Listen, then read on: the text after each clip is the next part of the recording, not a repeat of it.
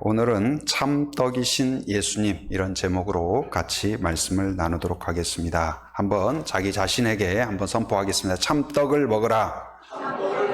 참떡을 먹으라. 찰떡이 아니고 참떡입니다. 오늘 말씀의 내용의 배경을 잠깐 설명드리면 며칠 전에 예수님께서 많은 사람들이 저녁이 가까운 때에 자기를 향하여 달려와서 말씀을 듣고자 했을 때 이제 저녁 때가 된 거예요. 그래서 예수님께서 이들에게 선물을 주고 싶다. 그리고 이들에게 사랑을 표현하고 싶고 또 이들을 새롭게 하고 싶다. 그런 마음으로 말씀을 통한 깨달음과 함께 그리고 작은 어린아이에 가지고 있던 그 오병이어 떡 5개와 물고기 2마리를 가지고 몰려왔던 모든 사람들, 어른들 장정만, 남자들만 한 5,000명 됐다겠는데 어린이까지 남녀노소 하면 거의 2만 명에 이르는 사람들이 먹고도 12광주리가 남았다. 그래서 풍성하게 만족스럽게 먹여주었어요. 그래서 그리고는 이제 하루 이틀 지난 뒤에 오늘 이 본문의 내용이 그 내용입니다. 그래서 그 오병이어를 통하여서 놀라운 기적을 경험하고 떡을 먹은 사람들이 예수님께 달려와서 지난번 주었던 떡을 다시 한번 우리에게 주십시오. 다시 한 번이 아니라 매일 주십시오. 매주 주십시오. 그래서 매일 쏟아지게. 그리고 앞으로는 그냥 우리 이렇게 번거롭게 우리도 번거롭고 예수님도 번거롭고 하니까 자동 시스템으로 하늘에서 만나가 내리듯이 그렇게 해주십시오. 지금 그렇게 요청하는 내용이 오늘 이스라엘 백성들, 갈릴리의 유대인들의 요청이고 그 요청에 대하여서 말씀하시는 내용이 오늘 본문의 내용이에요. 여러분, 우리도 이 갈릴리 유대인들처럼 예수님이 그냥 기도 안 해도 자동 시스템으로 우리 밭에 보면 자동으로 물 주는 거 있잖아요. 아침에 촥 나오고 점심 때 나오고 저녁 때 나오고 해서 농부가 안 가도 착 나오고 하듯이 우리도 그냥 기도 응답이 자동으로 이루어지고 하나님의 은혜와 복이 그냥 자동으로 딱 되면 얼마나 좋을까 그런 생각하지 않습니까? 하나님도 번거롭지 않고 내가 꼭 기도하고 하나님이 듣고 그럴 필요 없지 않습니까? 그런 생각을 가질지 모르겠어요. 그런데 그러한 그들에게 오늘 바로 예수님께서 먼저 자기가 누구인가, 그리고 이미 너희들이 원하는 그 떡이 아니라 너희들이 원하는 그 어떤 참떡이라고 말하는 것은 뭐예요? 다른 가짜 떡이 있다는 말이에요. 거짓 떡, 유사 떡, 모조 떡, 그리고 또 변질된 그런 떡이 있다. 그런데 오늘 참떡이 너희 앞에 있다. 그걸 먹어야 된다. 지금 그 이야기를 하고 있습니다. 이 요한복음에서는 예수님이 누구신가를 분명하게 설명하는 그런 내용을 담고 있습니다. 한 7가지 정도 나는 누구이다. 이걸.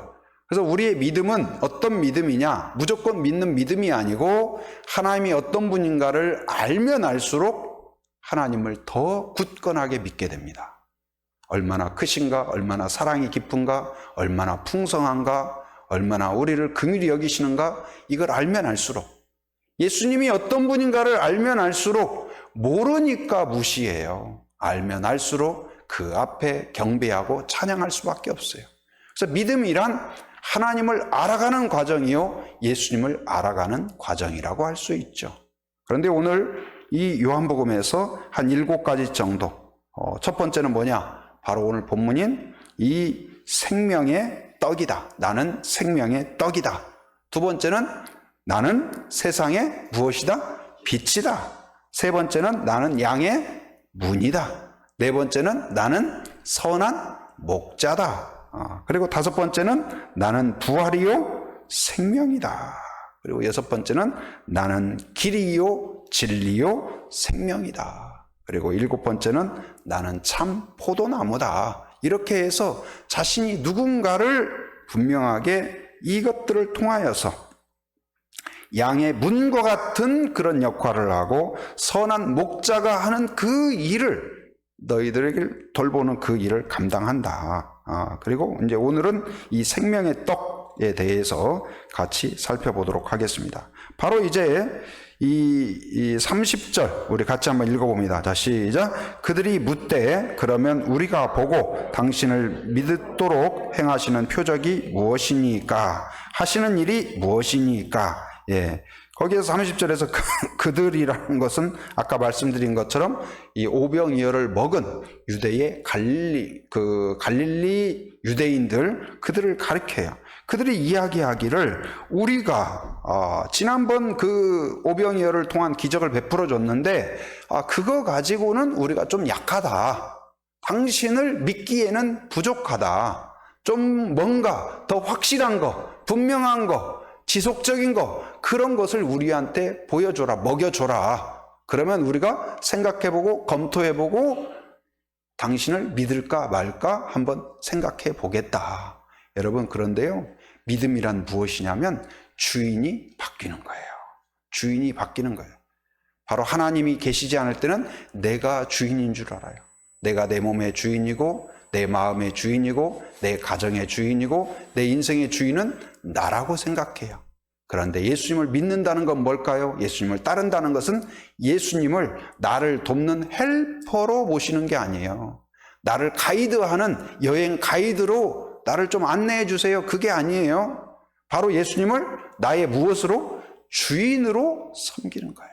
내 마음의 왕자를 그분께 의탁하고 주님 여기 앉으십시오. 나를 가르쳐 주십시오.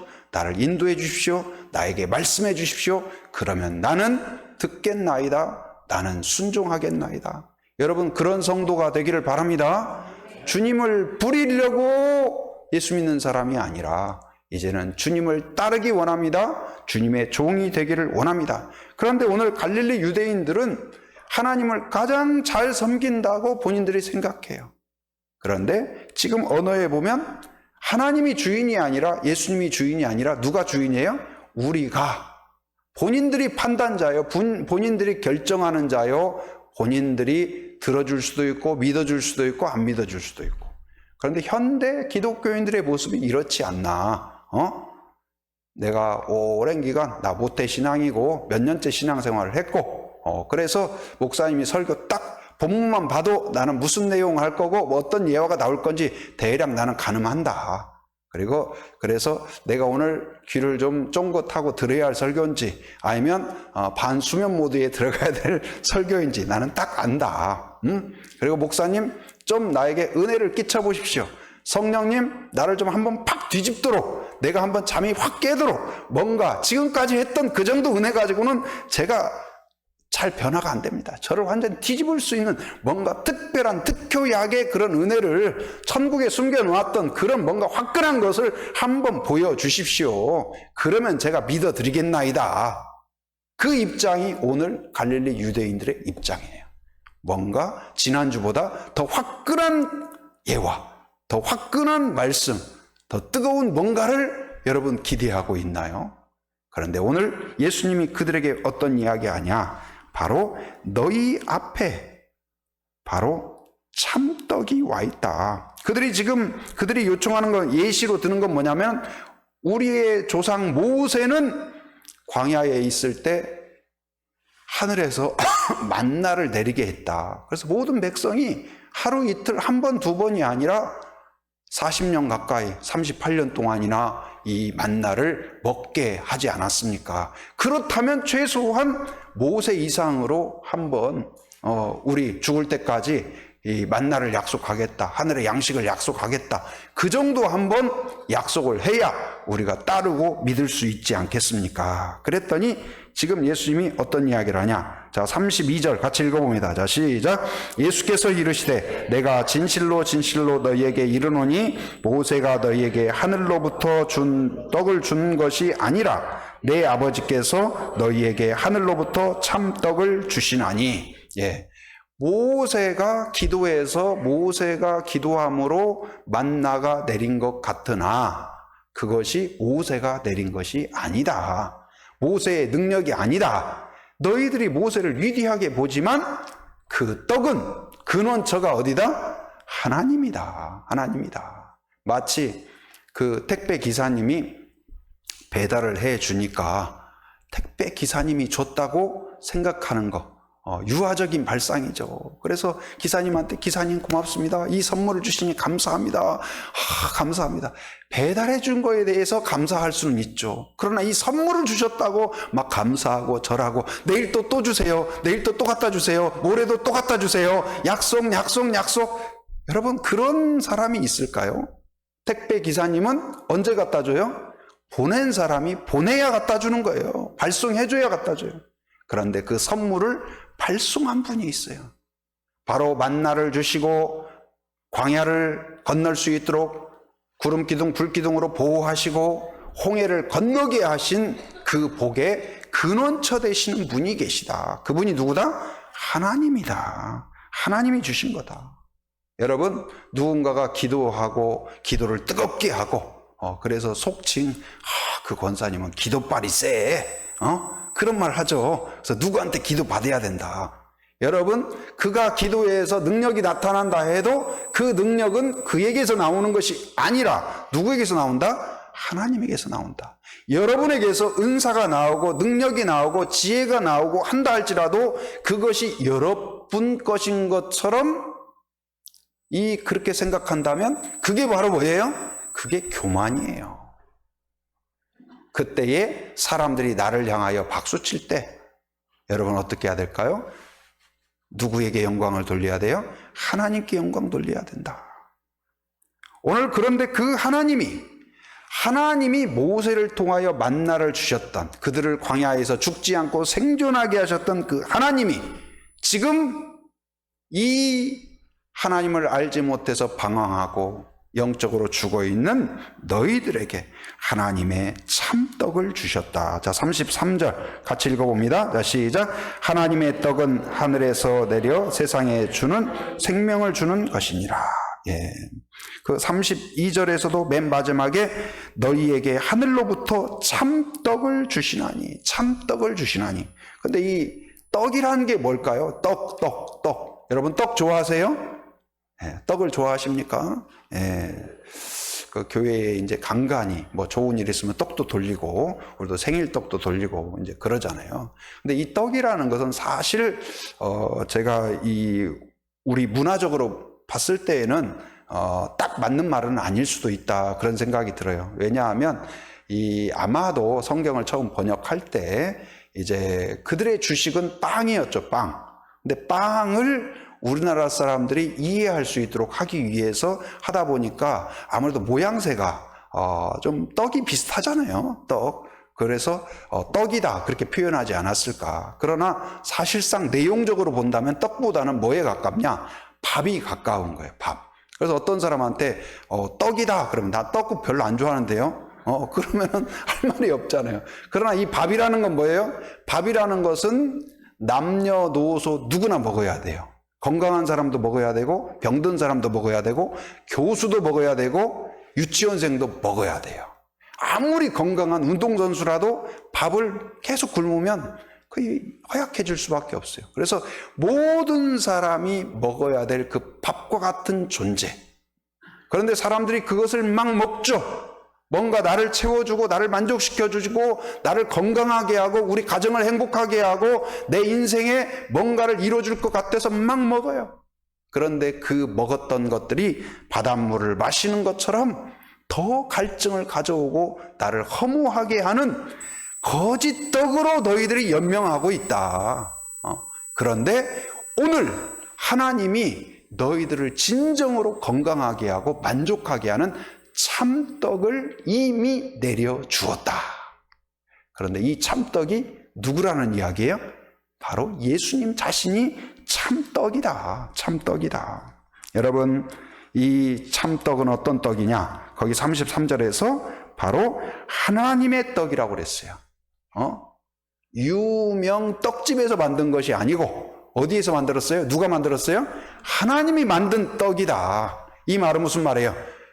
떡집에서 떡을 찔 때 그 사장님이 쑥떡을 내야겠다, 무슨 떡을 내야겠다, 어떤 모양으로 해야겠다 계획을 세우죠. 그런데 이 참떡도 누구의 계획으로 세운 걸까요? 하나님의 계획으로, 하나님의 계획으로. 인간의 계획이 아니다. 인간의 계획이 아니다. 바로 이 하나님의 떡이라는 것은 무엇일까요? 이 대칭되는 말이 인간의 떡이에요. 인간의 떡. 우리의 욕심을 채워주고 욕망을 채워줄 것 같은 많은 사람들이 나에게 와라. 그래서 저도 뭐 보면 카톡도 많이 오고 이 문자도 많이 와요. 사랑합니다 고객님 해가지고 뭐만 눌렀다 하면 아주 그냥 천국문으로 들어갈 것 같이 뭐 투자해라 뭐 해라 조금만 하면 금방 뭐가 부자 된다 막 수많은 그런 것들이 오죠. 또 하나님의 떡이라는 말에 대칭되는 말이 뭐예요? 세상의 떡이에요. 세상의 떡. 세속적이고 우리를 세속화시키는 점점점 더 하나님을 멀어지게 하는 그런 떡을 먹으면 먹을수록 거기에 중독이 되게 하고 하나님을 망각하게 하고 하나님을 무시하게 하는 그런 떡들. 또 대칭되는 개념이 뭐예요? 하나님의 떡과 대칭되는 개념이 마귀의 떡이에요. 마귀의 떡. 마귀의 떡은 우리가 연상할 때 마치 그 낚시 바늘이 생각이 나요. 낚시 좋아하세요? 낚시 바늘만 던지면 이상하게 저는 누구하고 낚시 뭐 자주 가지는 않지만 따라가서 뭘 해봐도 이상하게 안 와봐요. 제 건 안 물어요. 안 물어요. 안 걸려요. 근데 이 낚싯바늘을 그냥 내리면 뭐 안 물죠. 근데 거기에다가 어떻게 해요? 미끼를 끼우잖아요. 미끼를. 그러면 바늘이 안 보여요. 그러면 이제 거기에다가 밑에다가 또 뭐 떡밥도 뿌려놓고 그러면 냄새를 맡고 다 오지 않습니까? 그래서 그 미끼를 물면 어떻게 돼요? 물면 사는 게 아니고 물면 어떻게 돼요? 죽는 거예요. 물면 끝이에요. 마귀는 마찬가지예요. 우리를 끊임없이 자 물어라 물어라 해서 우리 얼굴 앞에다 갖다 놓고 물어라 물어라 아침에도 물어라 점심때도 물어라. 그래서 끊임없이 우리를 유혹해요. 유혹해요. 또 겁줘요. 너 안 물면 너 앞으로 어떻게 될 거야? 해가지고 우리를 막 밀어넣고. 그런데 그건 뭐예요? 미끼이고 함정이고 유혹이고 덫이에요. 그런데 오늘 예수님은 어떤 떡이다? 참떡이다. 참떡인데 하나님이 계획하신 이 하나님의 떡이라는 말은 무슨 말이냐? 하나님의 계획을 담고 있다는 거예요. 하나님의 DNA가 그 안에 있어요. 창세기 3장 15절을 가리켜서 원복음 또 원시복음이라고 그래요. 근데 왜 그러냐면 예수님을 통한 구원의 계획이 첫 번째로 등장한 이 본문이 창세기 3장 15절이에요. 그래서 여자의 후손을 통하여서 마귀를 짓밟고 이길 것을 선포하고 있는 그런 내용이죠. 그래서 창세기부터 시작해서 창세기 50장에 나온 이야기가 아니고 창조가 끝나고 3장에서 하나님의 계획이 나오는데 어떤 계획이요? 구원의 계획이 나와요. 그리고 성경은 그 구원의 계획이 꺼질 것 같고 중단될 것 같으나 하나님이 보호하시고 지키시고 인도하셔서 결국은 십자가의 보혈로 완수하시고 다시 오실 메시아로 소망을 품게 하는 하나님의 계획이 유유하게 그 흘러가는 것을 우리에게 보여주고 있어요. 곧 그 하나님의 계획의 핵심이 무엇이냐? 바로 예수 그리스도예요. 하나님의 계획을 온전히 담은 떡이 바로 참떡이신 하나님의 떡인 예수님이다. 바로 그 예수님을 받아들이면 하나님의 계획이 여러분 안에 시작되게 될 줄 믿습니다. 요즘 전기차가 있잖아요. 전기차를 딱 충전기 거기다 딱 꼽아 놓으면 전기가 막 충전이 되잖아요. 에너지가 공급이 되잖아요. 마찬가지예요. 이 참떡을 먹으면 여러분 몸 안에 마음 안에 그 생각 안에 계획 안에 하나님의 계획이 여러분을 변화시켜 주실 줄 믿습니다. 그래서 하나님의 계획, 하나님의 사랑이 시작이 되는 것. 이 떡 안에는 하나님의 사랑이 담겨 있다. 요한복음 3장 16절에 하나님이 세상을 이처럼 사랑하사 더할 나위 없이 풍성하게 사랑하사 독생자를 주셨으니 누구예요? 참떡이신 예수님을 주셨으니 이는 그를 믿는 자마다 떡은 먹는 거잖아요. 떡을 먹는다는 것은 뭐냐면 믿는 것을 말하는 거예요. 예수님을 받아들이는 거, 영접하는 것을 말하는 거예요. 예수님을 받아들이면 믿으면 바로 영원히 멸망하지 않고 영생을 얻게 한다. 영생이란 뭡니까? 영적으로 다시 사는 거예요. 영원히 사는 거예요. 그것이 이루어진다. 그 하나님의 사랑이 여러분 안에, 우리 안에 있는 모든 독소를 해독하게 돼요. 지난 목요일 날 이제 어린이 전도를 하고 있는데 한 중간 정도 됐을 거예요. 그랬더니 초등학교 1학년 정도 되는 남자애 하나하고 여자애 하나가 이 싱싱이, 그 조만한 어린이용 싱싱이 있잖아요. 그걸 끌고 막 달려왔어요. 그래가지고 뭐라고 이야기하냐면, 조만한 애가 저한테 그러는 거예요. 뭐라고 하냐면 붕어빵 공짜로 준다고 친구가 이야기해줘서 왔는데 진짜예요? 공짜예요? 공짜예요? 그러는 거예요. 공짜야, 공짜. 그래서 그 아이가, 근데 되게 사랑스럽잖아요. 애가 와가지고. 그래서 저한테 몇 번을 확인을 받아요. 그래서 다음 주도 공짜다. 공짜다. 그래서 이제 그래서 너희들 이 붕어빵도 먹고, 그리고 여기에서 또 기도도 받고 이야기도 듣고 그래라. 그랬는데, 여러분, 그 아이들을 향하여서 우리가 붕어빵을 굽습니다. 붕어빵을 나눠줍니다. 여러분, 붕어빵 안 먹으면 영양실조 걸리나요? 여러분, 간식이 붕어빵밖에 없습니까?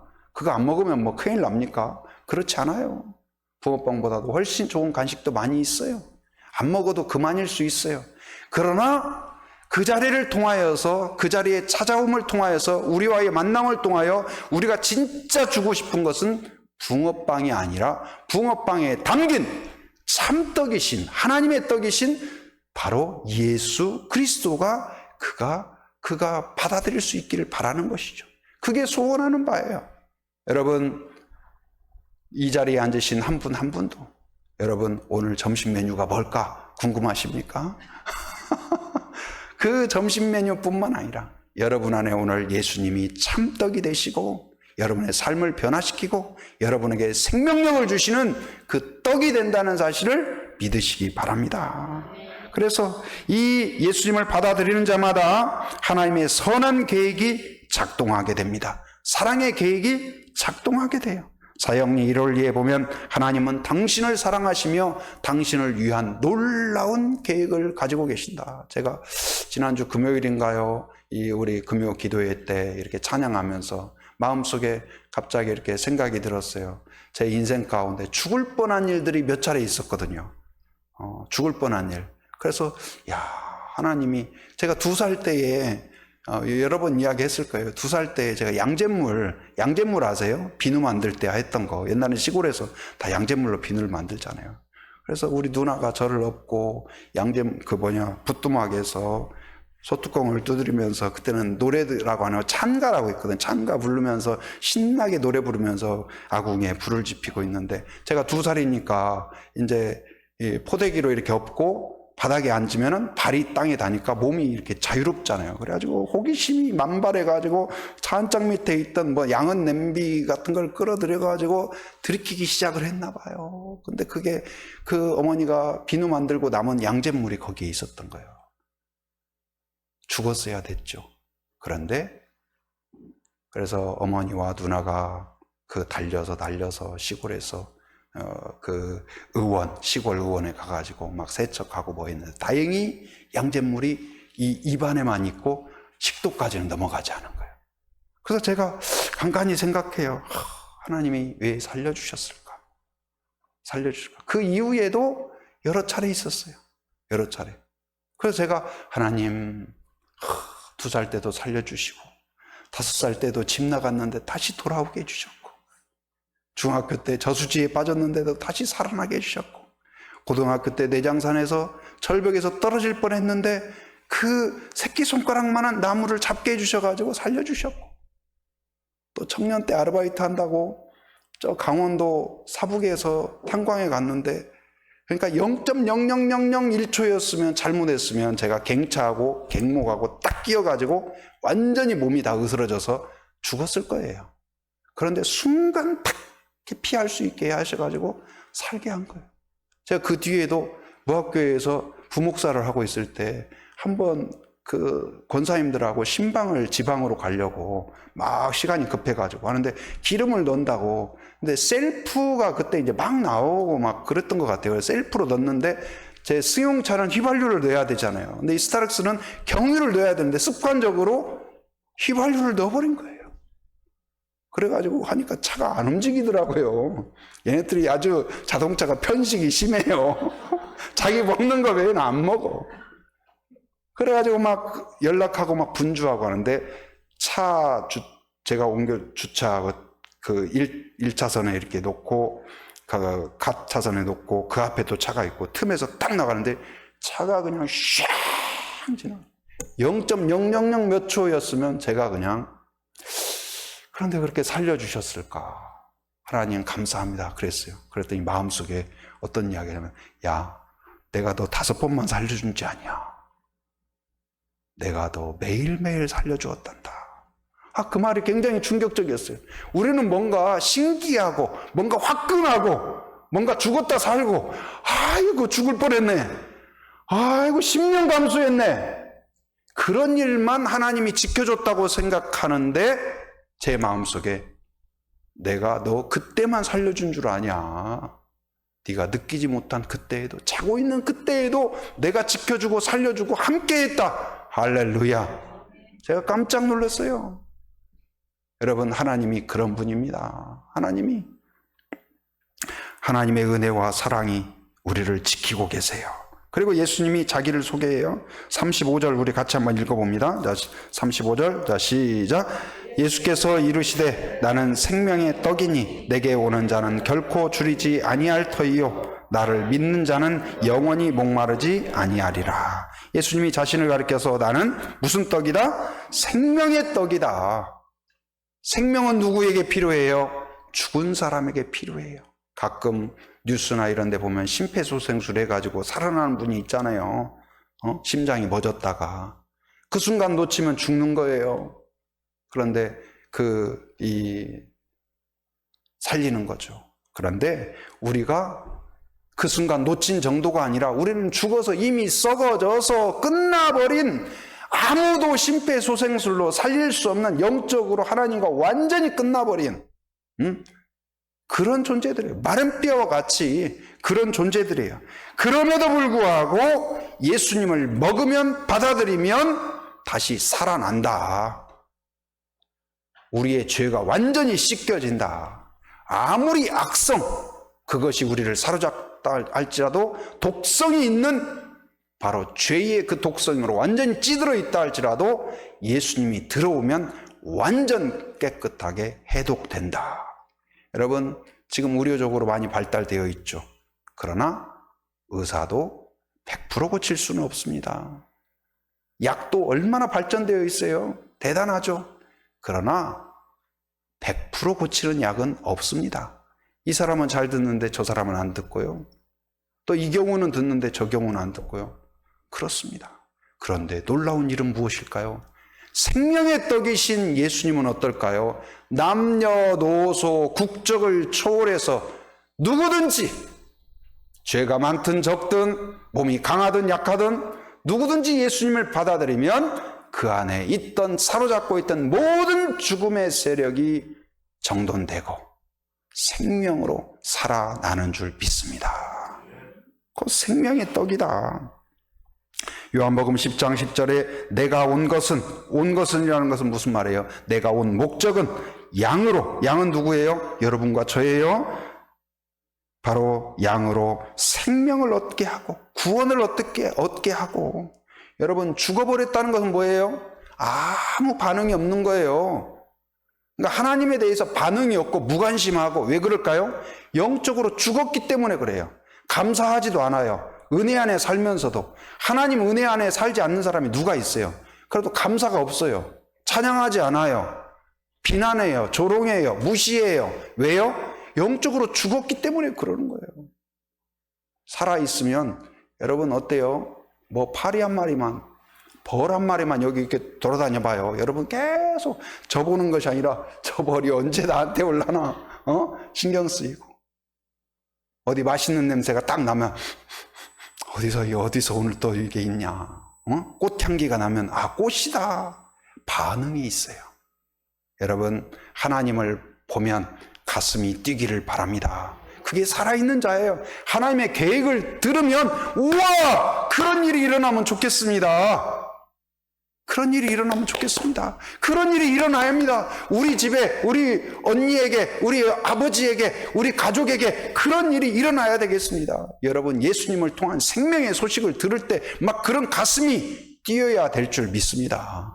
지난 금요일 날 오후에 저와 이제 우리 전사님 같이 해서 마을 전도 계속 하고 있다고 그랬잖아요. 근데 벌써 이제 한 5주 이렇게 됐는데 그래도 이 일대 거의 그래도 다 돌았어요. 돌아서 기도하면서 우편함에 꽂기도 하고 사람들 만나면 또 인사도 나누고. 그런데 지난 금요일에는 저쪽 이제 그 휴먼시아 2단지 넘어서 그쪽 하고 마을하고 파군봉에 올라갔어요. 파군봉. 그래서 전에 올라갔을 때 누가 어떤 집사님이 파군봉 좋다고 해가지고 올라갔는데 길이 잘못 들었는지 뭐 했는지 저하고 아내하고 올라가면서 넘어지고 가시 찔리고 그래서 내가 속았다 다시는 가나 봐라 했는데 이번에 갔더니요 누가 길을 깨끗하게 해놨어요. 너무 고맙더라고요. 길도 깨끗하게 해놓고 올라가는 데는 계단처럼 해놓고 올라갔더니 또 앉으라고 이 나무로 탁 의자도 해놓고 그래서 너무 감사했어요. 근데 올라가 보니까 그거 올라가는데도 숨이 차더라고요. 숨이 차는데 올라가서 딱 보는데 너무 기분이 좋았어요. 하귀가 다 보여요. 그리고 뒤에는 한라산이 다 보이고 365도 다 보이는 거예요. 그래서 거기에서 우리가 가만히 있을 수가 없어가지고 저하고 전사님하고 같이 기도를 했어요. 하나님 아버지, 이 하귀 땅에 복을 주옵소서. 이 하귀 땅에 은혜를 주시옵소서. 하나님이 이 지역에 어떤 이유로 거주하든지 하나님을 만나는 땅이 되게 하여 주시옵소서. 하나님의 계획이 작동하는 그러한 하귀가 되기를 바랍니다. 하귀 원래 의미가 있겠지만 또 다른 의미로 생각하면 하나님이 귀하게 여기는 땅, 그게 어디예요? 이 하귀다. 할렐루야. 그렇게 의미 부여. 또 하나님이 귀엽게 보는, 좀 부족하지만 그냥 한빛교회가 하면 사랑스럽고 한빛교회가 하면 그냥 야 오케이 해줘라, 걔네들 그냥 안쓰럽다 하면서 그런 땅. 여러분, 믿다가 쉬는 자, 낭망한 자, 무관심한 자들이 얼마나 많습니까? 하나님의 계획이 들어오려다가 방전돼 버린 사람들이 얼마나 많아요. 다시 그 안에 생명의 떡이 들어가야 될 줄 믿습니다. 하나님의 계획 앞에 여러분 가슴이 뛰는 자가 되기를 바랍니다. 여러분 앞에 세상의 떡을 가지고 그걸 보면서 따라가면서 막 가슴 뛰어가지고 달려가는 그런 사람이 아니라 하나님의 계획과 하나님의 약속을 보면서 가슴 뛰고 그 일을 위하여 나도 살고 싶습니다. 여러분의 시간과 정성과 마음을 드리는 그러한 성도가 되기를 바랍니다. 그러면 예수님을 먹은 사람마다, 예수님을 만난 사람마다, 예수님을 따르는 사람마다 어떻게 될까요? 구원이 이루어져요. 죄에서 자유케 됩니다. 생명을 얻습니다. 그리고 영생을 얻게 된다. 영생을 얻게 된다. 요한복음 6장 48절에 나는 하늘에서 내려온 살아있는 떡이니 사람이 이 떡을 먹으면 뭐하리라? 영생하리라. 할렐루야. 영생하리라. 바로 예수님을 받아들이면 요한복음 5장 24절에서 영생을 얻었고 심판에 이르지 아니하느니 사망에서 생명으로 옮겼느니라. 옮길 것이다도 아니에요. 예수님을 믿습니까? 이미 여러분의 모든 죄는 사함을 받았습니다. 구원이 완성되었습니다. 앞으로 5년 믿고 10년 믿으면 점점 퍼센트가 올라가는 것이 아니에요. 여러분, 자녀로 태어나면 100% 자녀예요. 그렇지 않아요? 막 태어나면 너는 지금 태어났으니까 5% 내 자녀. 10년 뒤에 내가 너 하는 거 봐서 내가 50% 받아줄게. 그리고 고등학교 때까지 나를 잘 따르고 아빠의 자녀다우면 내가 100% 인정해 줄게. 그렇지 않아요. 잘생겼든 못생겼든 아빠라고 부르든 모르든 아빠를 알아보든 몰라보든 태어나는 순간 100% 자녀듯이 예수님을 믿는 순간 앞으로 그렇게 될 것이다가 아니에요. 이미 여러분은 하나님의 자녀가 된 줄 믿습니다. 저는 하나님의 자녀라는 것이 너무나 좋아요. 너무나 영광스러워요. 너무나 자유해요. 요한복음 1장 12절에서 영접하는 자 곧 그 이름을 믿는 자들에게는 하나님의 자녀가 되는 권세를 주셨습니다. 할렐루야. 여러분, 우리가 자녀라고 아니면 하나님이 우리의 사장님이라고 해봐요. 우리처럼 하는 거, 우리처럼 신앙생활 하는 거 일주일도 못 돼가지고 다음 주부터 오지 마세요. 아마 그럴지 몰라요. 그런데 우리가 자녀기에, 여러분 자녀가 알바생이라고 해봐요. 여러분 계속 밥 주겠어요? 말 안 들으면, 성적 안 나오면 다음 주부터 너 알바 해고, 집에 들어오지 마, 그러지 않겠어요? 근데 자녀는 어때요? 성적이 나왔든 안 나왔든, 말을 듣든 안 듣든 아주 자신감 있어요. 엄마가 나가세요. 아주 당당해요. 여러분은 하나님의 자녀예요. 천국의 주인입니다. 하나님 나라의 주인입니다. 하나님의 은혜가 여러분 안에 있어요. 어떻게 해요? 생명의 떡인, 구원의 떡인, 참떡인 예수님이 여러분 안에 있기에. 할렐루야. 여러분, 인간 생존에 필수 3요소가 있죠. 뭘까요? 의식주죠. 근데 놀라운 일이 뭔지 아세요? 바로 예수님이 우리의 의식주예요. 영원히 살기 위한 의식주가 예수님이에요. 뭐라고 말씀하셨냐? 갈라디아서 3장 27절에 누구든지 그리스도와 합하기 위하여 세례를 받은 자는 그리스도로 뭐 했느니라? 옷 입었느니라. 할렐루야. 여러분은 우리가 비단 옷을 입은 그 정도가 아니라 예수 그리스도로 옷 입었다는 사실을 믿기 바랍니다. 우리의 모든 수치가 가려졌고 더러운 것들이 가려졌고, 그리고 우리의 마음을 따뜻하게 해줄 뿐만 아니라 우리의 신분을 자녀답게 만들어주는 것이 예수님으로 옷 입었기 때문이에요. 그리고 의식, 먹는 거죠. 먹는 거. 오늘 예수님이 생명의 떡이라고 그랬잖아요. 먹는 걸로 이야기했어요. 그 다음에 주는 뭐냐? 살아가는 거예요. 살아가는 거, 거하는 거. 근데 이 살주 한자가 아주 오묘해요. 여러분 한번 나중에 찾아보세요. 사람인 변에 주인 주자예요. 이게 놀라워요. 여러분, 어디에 거해야 될까요? 우리 주인이신 예수님과 함께 거해야 돼요. 함께 거해야 돼요. 요한복음 14장 4절에서 내 안에 거하라. 내가 누구예요? 예수님 안에 거하라. 나도 너희 안에 거하리라. 할렐루야. 여러분, 이 은혜가 여러분 안에 있기를 바랍니다. 세상의 떡, 가짜 떡, 유사 떡에 여러분 휩쓸리지 말고 참떡이신 예수님이 여러분에게 생명이 되고 구원이 된다는 사실을 믿으시기 바랍니다. 하나님의 계획이 그를 통하여 나옵니다.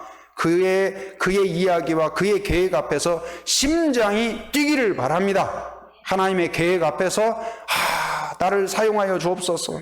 그 계획에 내가 들여진다는 것이 영광스럽게 여겨지는, 저는 제가 목회자가 되고 부족하지만 어떻게 하나님이 하나님의 자녀 삼아 주실 뿐만 아니라 주의 종으로 섬길 수 있었을까? 정말로 감사해요. 여러분을 성도로 불러주시고 여러분에게 은사를 주셔서 그 은사로 세상의 떡을 사는 사람이 아니라 이제는 예수님이 생명의 떡이요 참떡이 되셔서 우리에게 들어오셨을 뿐만 아니라 놀라운 일이 뭔지 아세요? 여러분이 하나님의 떡이 되었다는 사실이에요. 이제 여러분들이 누구를 만나든 그에게 선포하고 그에게 주면 그것을 먹는 사람마다 그에게 구원이 이루어지고 생명이 시작되는 줄 믿습니다. 하나님의 계획이 이루어집니다.